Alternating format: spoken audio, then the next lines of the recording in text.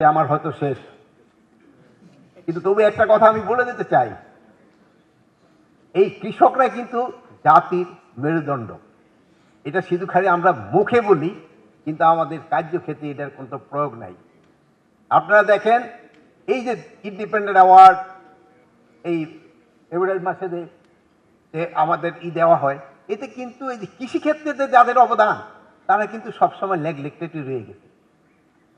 কিন্তু এই কৃষকদের যে অবদান যদি দেখেন, এই সময় লিবারেশন পর আমাদের লোক সংখ্যা ছিল 7.5 কোটি, কিন্তু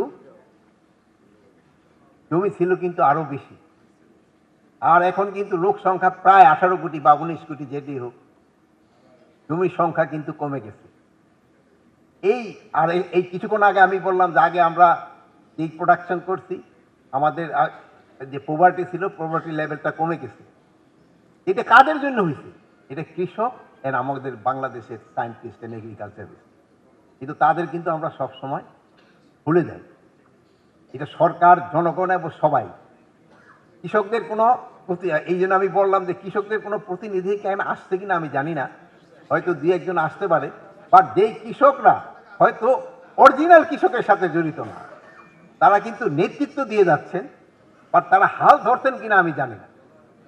আর দাদা হাল ধরছেন, যে মেয়েদের ছবি দেখানো হয় যে বপন করে যাচ্ছে, হয়তো ওই যে একজন আছে, ওই যে পেঁয়াজের ক্ষেত্রে যে উনি করছেন, ওনার একটা বড় ধরনের কন্ট্রিবিউশন আছে, তাদের কন্ট্রিবিউশনটা কিন্তু সবচেয়ে বেশি। আপনারা এই আমাদের যারা আছেন, এদের ক্ষেত্রে আপনারা একটু চেষ্টা করবেন, এই কৃষকদের যেন উন্নতি হয়। কৃষকদের উন্নতি না হলে দেশের উন্নতি হবে না। এই যে দেখছেন যে এই ইন্ডাস্ট্রিতে একদিন ছুটি বাড়ায় দেওয়া, তারা অলরেডি চিঠিপত্র দেওয়া শুরু করে গেছে, বাট কৃষকরা কিছু দাম না পায়, কিন্তু আমাদের কোথাও থেকে কোনো চিঠিপত্র কিন্তু আসে না।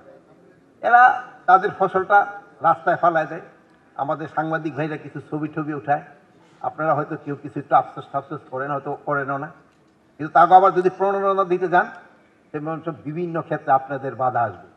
কিন্তু বড় লোকদের মাথায় যেসব প্রণোদনা দিতে যাবেন, সেসব কোনো অসুবিধা। ব্যাংকের লোন নিয়ে রাখছে, ইন্টারেস্ট দিবে না, মাফ করে দিবে, কিন্তু কৃষকের প্রণোদনার সময় কিন্তু আপনারা দিবেন না। ইন্টারেস্ট তার 10% থেকে 2% দিয়ে মাফ পেয়ে চলে যাবে। এইগুলির দিকে আপনারা খেয়াল করবেন। এটা আমি এই জন্য বলছি যে হয়তো আমার এই প্রকার বলার কোনো সুযোগ থাকবে কিনা আমি জানি না, হয়তো আমার সুযোগ থাকবেই না, আমার বিশ্বাস। এই কৃষকদের জন্য আপনারা থাকবেন, আপনারা কিন্তু তাদের জন্য একটু কথা বলবেন। এরা যদি না থাকে, এই ভাবছেন যে বাইরে থেকে ইম্পোর্ট করে আনবো, চলবে না।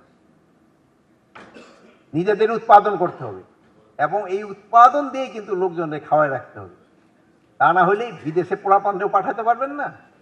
আর যেহেতু আমাদের পোলাপান বিদেশে গেলে আর তারা আসে না, ওরা ভালো থাকবে, কিন্তু সাধারণ পাবলিক মারা যাবে। আপনারা ভালো থাকেন, দোয়া করি। আল্লাহ হাফেজ।